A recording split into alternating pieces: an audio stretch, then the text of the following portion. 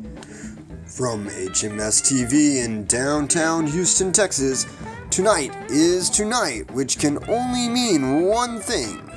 It's time for Down in H-Town with Jared Bartlett, Randy McCaleb,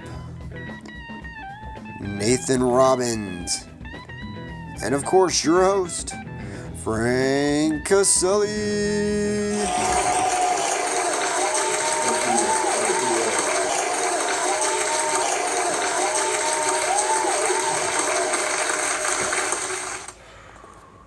Taking a day off. I'm working from home, as you can see. Welcome to my garage. Yeah, everybody said they wanted to take a week off, so I put them to the grind and made them work 3 times as hard last week. So we are exhausted. Well, they are. I just act like it. But still working from home today. Taking it easy. Yeah, just kind of lay back. Gonna let things. I got no guests lined up. Just keep my shoes off here. Up a little bit. Got no guests. I've got no band. Just kind of laying low, taking it easy. But like I said, I worked them 3 times as hard, so I got them. Randy's got lined up. He's going to tell us some kind of his 10 favorite players of something or another. I don't know, sports stuff. Then, I don't know, somebody else has got other stuff lined up. Those guys. But, just kind of playing hooky today. And I guess we will get rolling and roll straight into, we're going to commercials. We are going to word from our sponsor and then to Randy with his whatever the heck he is doing.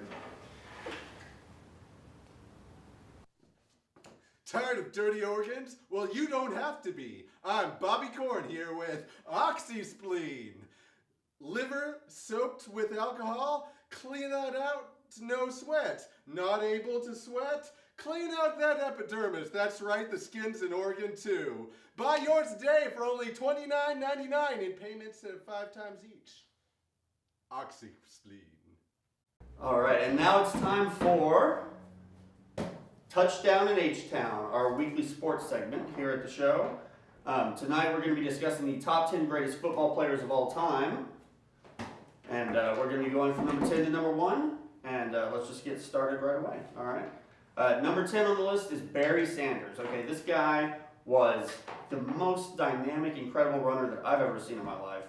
I didn't have the joy, of course, of watching Jim Brown or Walter Payton play, but Barry Sanders, I would get up early when I was a kid just to watch him, just to watch the moves that he made. I mean, they were just absolutely incredible. The numbers speak for themselves.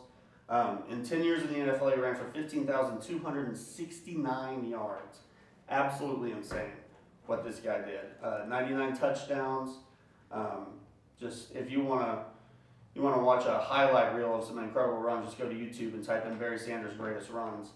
Not to mention his last year, his Heisman Trophy winning season at Oklahoma State University, the guy ran for like 2,650 yards and 44 touchdowns in 12 games. I mean, just absolutely incredible. Most dynamic football player that I've ever seen play. Number 9 on our list this evening is the great Walter Payton, nicknamed Sweetness. He played with the 1985 Chicago Bears, who won the Super Bowl that year and are widely regarded as the greatest NFL team of all time. He was the team's leading rusher that year and had 16,700 yards rushing for his career, held the all-time rushing record for almost 20 years. That's an incredible feat in the NFL to be able to hold a record that revered that long until Emmitt Smith came along in 2003 and broke the record. All right, and number 8 on our list is going to be the all-time great Johnny Unitas, fellow Colts player. Played in the late 50s to early 70s. Johnny held all of the major passing records for a couple of decades until Dan Marino came along. Joe Montana started breaking some of those records, but Johnny Unitas, certainly one of the greatest Colts of all time, and our number 8 player on the all-time 10 football list. And number 7 on our list is my boy, Peyton Manning. Played 18 years in the NFL. He played 14 years with the Indianapolis Colts, and then finished his brilliant career with 4 years with the Denver Broncos. Peyton Manning, of course, they won the Super Bowl just a few weeks ago with the Denver Broncos. Dominant 24-10 victory, even though he didn't have the greatest performance of all time, but certainly one of the greatest players of all time. Definitely one of the greatest of my generation. Peyton Manning leads the league in virtually every major passing category right now. Most passing yards, most passing touchdowns, 55 touchdowns in one season. One of the highest rated quarterbacks of all time. Has a league high, all-time league high 5 MVP awards. That's 2 more than anybody else. 2-time Super Bowl champion. Certainly will go down as one of the 3 or 4 greatest quarterbacks of all time. That's my boy. Next on our list is the great Reggie White. Certainly one of the greatest defensive players of all time. Probably the greatest defensive end of all time. He finished his career with 198 total sacks. Second all time to only Bruce Smith. Reggie White started his career in the mid 80s with Philadelphia Eagles. Finished up his career with the Green Bay Packers. Won 2 Defensive Player of the Year awards, and was on that great Green Bay Packers team with Brett Favre that won the Super Bowl. Certainly Reggie White, like I said, probably the greatest defensive end of all time, and certainly one of the greatest defensive players ever. Number 5 on our list is Joe Montana. Of course, Joe Cool needs no introduction whatsoever. He won 4 Super Bowl titles, 4-0 all time in the Super Bowl. Finished his career with a 16-7 playoff record, second pretty much only to Tom Brady. Joe Montana had over 40,000 yards passing, 273 touchdowns, but he was best in the biggest games. Mr. Clutch, Joe Montana. Number 4 on our list, Lawrence Taylor. Lawrence Taylor played with one of the best defensive teams ever, the feared 1980s New York Giants. Taylor was one of the greatest linebackers ever, won an MVP award, in fact, in 1986. A very rare feat for a defensive player. They won 2 Super Bowls, and he was certainly a champion and one of the greatest defensive players ever. Number 3 on our list is going to be Tom Brady. Pains me to say that. Not the biggest Tom Brady fan, being a Colts fan. However, I have to admit, he's probably the greatest quarterback to ever live. Brady's 4-2 in 6 Super Bowls, which is a record. 22-8 in 30 career playoff games, also a record. If he plays into his 40s, he might go on to surpass some of Peyton Manning's all-time records, or at least come close. I certainly hope that doesn't happen. Number 2 on our list is Jim Brown. Jim Brown, widely regarded as the greatest running back of all time. He played just a short 9 years, from 1957 to 1965. However, he finished his career as the all-time leading rusher. That was later broken, of course, by Walter Payton, who was number 9 on our list. But Jim Brown played in a day where he was bigger than most linebackers, and he just bullied over people. Just an amazing runner to watch play. He's number 2 on my list. Number 1 among running backs. And number 1 on our list, the all-time greatest football player to ever live. He played 20 seasons in the NFL, which is a remarkable achievement of itself. But Jerry Rice, number 1. Greatest receiver of all time. He has set records that will never, ever even be close to being broken. Most receiving yards, most receiving touchdowns, most career receptions. Played 15 years with the San Francisco 49ers. Set numerous Super Bowl records, numerous playoff records that will never be touched. Mr. Clutch when it mattered most. Certainly helped that he had Joe Montana and Steve Young throwing him the football, but Jerry Rice in one Super Bowl game had three receiving touchdowns and 215 yards, both Super Bowl records. Jerry Rice won Super Bowl MVP as well, and finished his career with 3 Super Bowl titles, and is Jim Brown would be number one on my list if he had played a little bit longer, but Jerry Rice's longevity, coupled with the fact that he has, Jim Brown would probably be number one on my list if it wasn't for the fact that Jerry Rice had such great longevity and was so great for so many years. Certainly, I don't think that there will ever be in my lifetime another player that was as dominant as Jerry Rice for a long period of time. All right, and that is going to wrap up our top 10 football players of all time. Hopefully you agreed with the list, and if you didn't, well, you're wrong. And that has been Touchdown and H-Down. All right, tune in next week for our top 10 in basketball. Huh? What? Oh, it's over?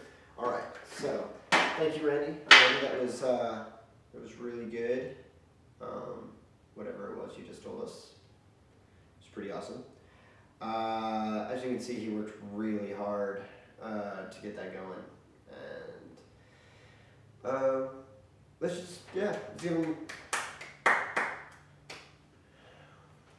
All right, well, man, what else am I going to do on my day off? Go to a park. There's a lot of good parks around here. Do like my boy Bueller and go to the art museum and just stare at random paintings. Actually sounds like a really good idea. I could also go for reading some comic books. I'm not gonna lie. Just go eat a sandwich, maybe some pizza, read some comic books. It'd be pretty cool. But speaking of, Jared has got us a lineup of a match of something, I'm sure, on Who's Going Down coming up next. Like now. We can just go ahead. Let's do this. Welcome to Who's Going Down, the show where we take two prospective champions from any media and pit them against each other. This week, I'm talking to Frank. Oh, you all know me. And my competitor this show, I'm going to pick Cyborg. Cyborg. From DC Comics, yes. Right. Victor Stone, he got in a horrible accident, lost half of his body. His father put him back together using his technology, and now aptly names himself, original name, Cyborg. Well, to fight your Cyborg, I'm going to choose a somewhat cyborg. Actually, he's definitely a cyborg. Okay. Cable from the Marvel Universe. He is from the future that is ruled by Apocalypse, and he is the genetic son of Scott Summers and Jean Grey, and he is Nathan Summers. Not to be confused with Nathan Grey from another alternate universe. Yeah, they like their alternate universe or something. Yeah. But, I mean, I think that Cable is definitely got this battle, like, no real problems. Okay. What makes you say that kind of nonsense? Well, I mean, Cable's got psionic abilities. Due to the Technovirus, he's got Technovirus and his own psionic telepathic abilities.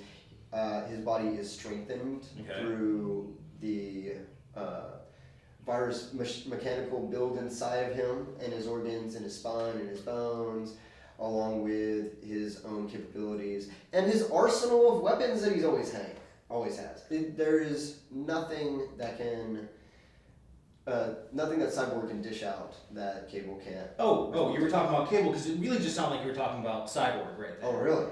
Because he's essentially got the same thing. He's got his entire skeletal system is covered in metal, much like your other Marvel favorite, Wolverine. Yeah, he's got metal bones like Wolverine. My favorite? One of them. I'm not even touching that one. I was like, where are you going? Because, Wolverine is not. Anyways, he's also got a healing factor in the fact that his tech will repair itself and also work on some of his internal organs. Okay. Not to mention he can absorb all technology that he wants and integrate it into his arsenal and continually pull him out whenever he wants to because he is a technopath. Okay. So what if he was to absorb the technovirus? Then his technovirus, he would analyze it because he has complete breakdown in all knowledge of technology. So you're telling me that Cyborg would have the cure to the technovirus, the No, geovirus? he would not have the cure to it. He just would not be susceptible to it because his body would destroy it as fast as it comes. Well, I'm gonna have to say that Cable would be able to shut him down psionically. What's the range on that? It's pretty drastic, and the more powerful you look at the versions of Cable, or how when he got to peaks, he could do it to like almost a universal level. It's pretty intense. I mean, he is the genetic son of Jean Grey, so Granted, yes. you got that right there, and. All right, so he's got a pretty wide range on that. I'll give you that. But if he comes anywhere close to Cyborg, he just needs to launch his EMP and shut down basically half of your buddy's body. Okay, so I seriously did stop and try to find out what an EMP would do to the technovirus. I could not find anything about it. Like, okay, it is a mechanical, organic, like. So it shut down half of your virus. Yeah, I think it might make him a little. It'll just swim in circles. I still think he'd be able to use his body, but he wouldn't be it would be recovering faster than any other electronics would recover in a shutdown state. Except for Cyborg's, because he's actually resurrected himself after being killed. He can resurrect himself. Oh yeah? Yes. Yeah. When he was killed by I think they were the is it an anti-tech revolution? I forget their name, but they actually dismantled him and turned him off and killed him. And his CPU, his internal CPU, which is actually his brain, rebuilt his body and started taking over some of the organs that were still human. So he's not even half human anymore. At this point, you're looking at pretty much a computer. All right, that's all we have for today. But tune into the links below and let us know who you think would go down in a battle between Cyborg and Cable. It's obviously Cyborg would lose.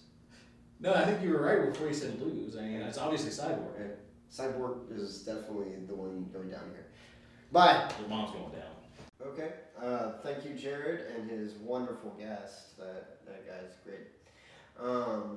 They both brought up very valid points that I just don't care about. But while that was happening, I scrounged up a guest. Not bored. Definitely not bored. And not working is not stressing me out at all. Which is absolutely why I brought on our guest star, a man who is very interesting, the man formerly known as the most interesting man in the world. Let's give it up for him. Yeah. We were having a heated conversation while who's going down was happening. I mean, you can't tell me that you were the modern age Don Juan. I mean, prove it. Show me. You have video? Why didn't you say so? But I'm not really sure I want to watch this. Wait, do I want to? Oh, it's interesting? Shoot. Well, I guess that settles it for me. But it's not something you get to watch at all. So, instead, we're going to get a little weird. We're going to start you off with some dog delirium. Yeah, everybody loves that. And then we're going to move right into story time with Nathan. I think he's got something special for us lined up today. He's got something pretty good. You better. I really try to grind it out of him this week. So, like I said, it's time to get weird.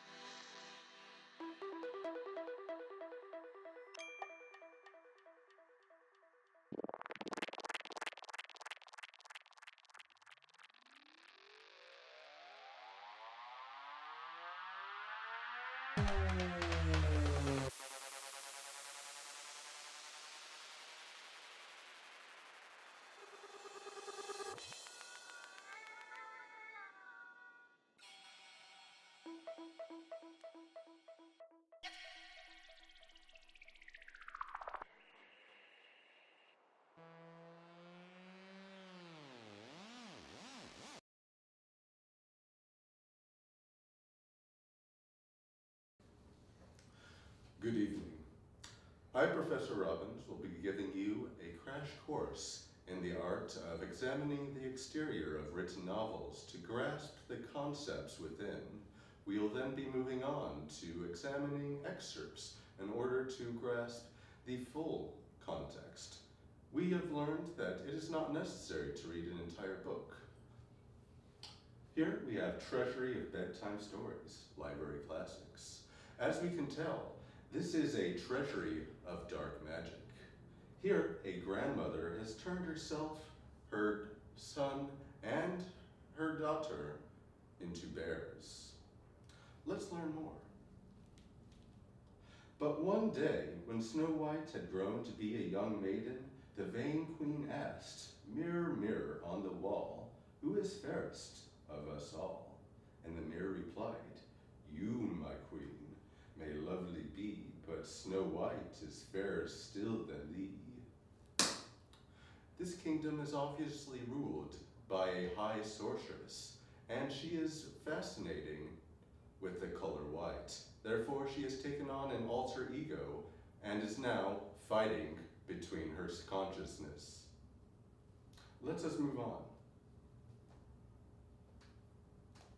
Suddenly there was a knock on the mayor's door. The people all turned to see a strange fellow standing there. He was wearing a long red cape and a hat with a red feather. He had yellow hair and a pipe hung from a silk scarf around his neck. "I am a poor piper," he said, "but I can rid your town of rats. Would you pay 100 pieces of gold for me to do it?" "Oh, I would give you 1,000 pieces of gold to anyone who could rid us of these rats," exclaimed the mayor. And the rest of the council members echoed, "Yes, yes, 1,000 pieces of gold." From this, we have been able to tell that in this universe, the people are not only very poor, as collectively they only have 1,000 pieces of currency, but they are also very overrun with giant rats and need heroes in order to slay them. The little red hen worked from morning to night, cutting the golden wheat. When she finished harvesting all of the wheat, she loaded it onto her wagon. The little red hen looked at the wagon filled with wheat and asked, "Who will help me take the wheat to the mill to be ground into flour?" "Not I," said the cat. "Not I," said the dog. "Not I," said the pig. "Then I will do it myself," said the little red hen to her 3 friends. And thus it was that they were able to invent fried chicken. After all, the flour is needed in order to properly bread the chicken, and they had no other animals with which to cook.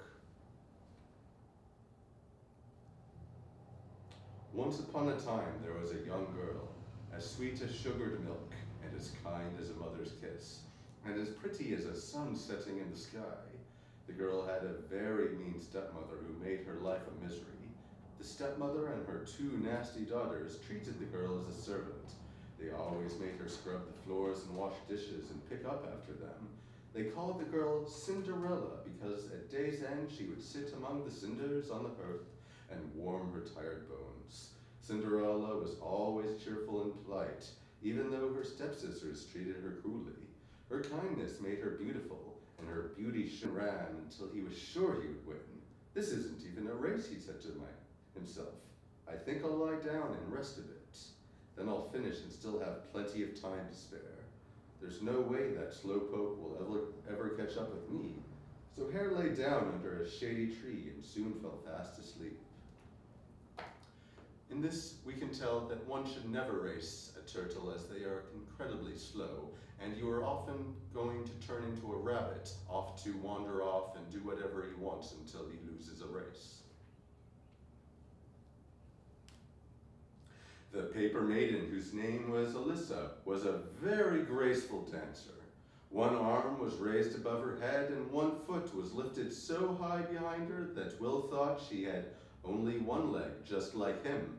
She wore a dress made of sky blue gauze with a blue ribbon on one sleeve. She would make a perfect wife for me, thought Will. He gazed and gazed at the paper maiden, unable to take his eyes off her. Evening came, and the boy put all the soldiers except Will back in the box. When it grew dark, the toys began to play together, The tin soldier stood stiffly at attention and watched Alyssa. She stood still and looked at him out of the corner of her eye. The next morning, the boy took the soldier and stood him on the windowsill. All of a sudden, a gust of wind blew. Will fell out of the window and his hat stuck in the dirt between stones in the street below. Soon it began to rain. The rain came down so hard that water ran in torrents down the street. Will bravely waited for the downpour to end. When it was over, 2 boys found the toy soldier. They made a paper boat, put Will in it, and floated him down a canal. In this universe, love is often going to send you on wild adventures that will strand you from home. It is recommended that if you are going to do this, you be a 5-inch tall toy soldier. This has been Treasury of Bedtime Stories, a universe with magic running rampant, and talking animals, and dread around every corner. This has been Storytime with Nathan. I hope that you've learned that anyone can grasp the true nature of a novel by studying its exterior.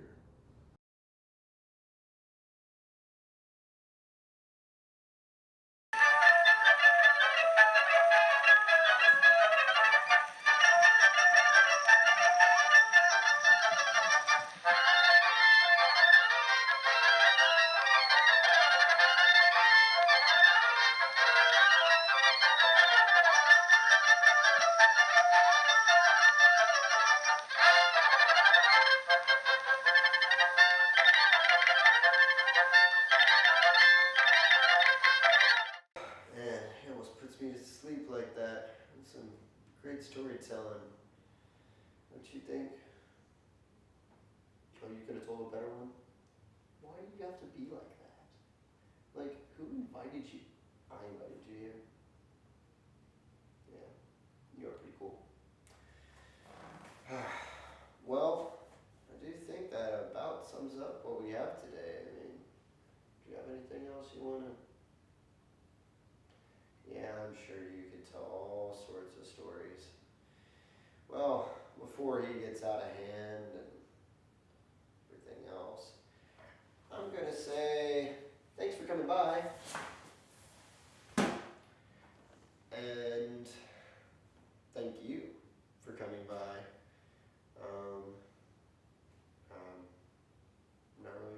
Not really sure what else to.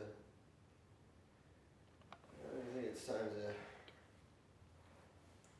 just kind of let it all hang out, relax, take it easy.